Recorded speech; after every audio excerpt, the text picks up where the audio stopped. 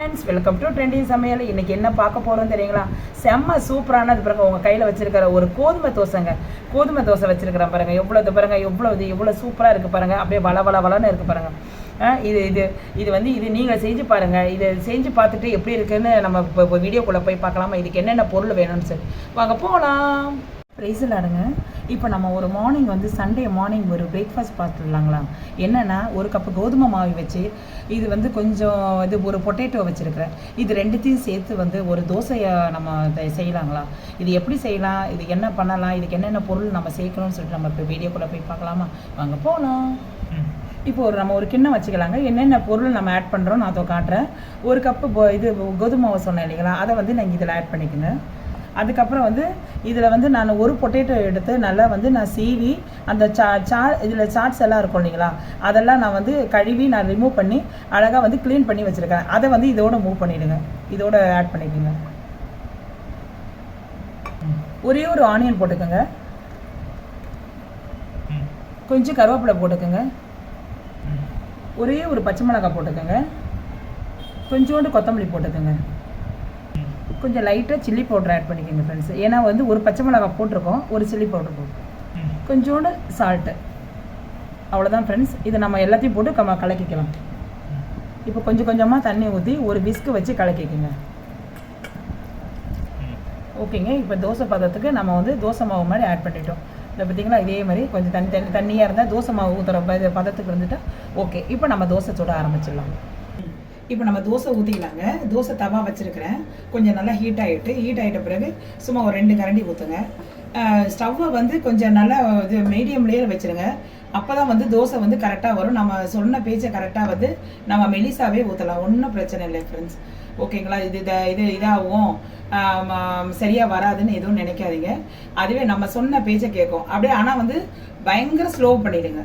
தீயை நல்லா ஸ்லோ பண்ணிவிடுங்க. ஸ்லோ பண்ணிவிட்டு ஊற்றுங்க. அதுக்கப்புறம் நீங்கள் நம்ம ஊற்றிட்ட பிறகு கொஞ்சம் மீடியம் ஃப்ளேமில் வச்சுக்கோங்க. இப்போ நம்ம எடுத்து போட்டுடலாம் ஃப்ரெண்ட்ஸ். இப்போ பாருங்கள், இப்போ நம்ம அழகாக சூப்பராக வரும். இப்போ பாருங்கள், அவ்வளோதான். இப்படியே எடுத்து போடலாம். இப்போ நம்ம கொஞ்சம் இதை பாருங்கள், இப்படி இது பண்ணாவே இதை பாருங்கள், மேலே அமுக்கி விட்டாவே நல்லா கொஞ்சம் லைட்டாக பபுள்ஸ் மாதிரி வரும். இதை பாருங்கள், இப்படி நல்லா கொஞ்சம் ப்ரெஸ் பண்ணி விடுங்க.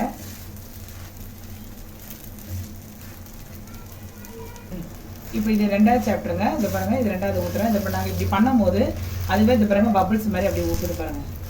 இதை பாருங்கள் ஊற்றுது, பார்த்தீங்களா? இதை பாருங்கள் ஊற்றுது பாருங்கள்.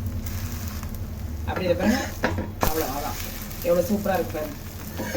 இது ஒரு வித்தியாசமாக இருக்குங்க. நம்ம எவ்வளோ தோசையை நம்ம சாப்பிட்ருக்கோம். ஆனால் கோதுமை தோசை தான். அந்த கோதுமை தோசையோடு நம்ம பொட்டேட்டோ ஆட் பண்ணும்போது அது ஒரு தனி ருசியாக இருக்கும். ஏன்னா இதில் வெங்காயம் எல்லாம் பண்ணியிருக்கோம் இல்லைங்களா? வெங்காயம் அதெல்லாம் கொஞ்சம் நம்ம மசாலா சேர்த்துருக்கறனால பார்க்கறதுக்கும் நல்லாயிருக்கும், நம்ம சாப்பிட்றதுக்கும் சுவையாக இருக்கும்.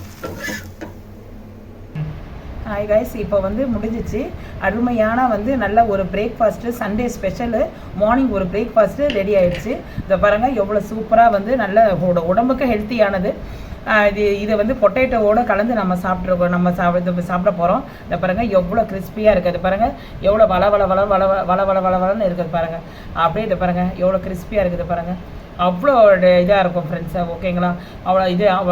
அவ்வளோ மெலிசா, அவ்வளோ கிறிஸ்பியாக இருக்கும்.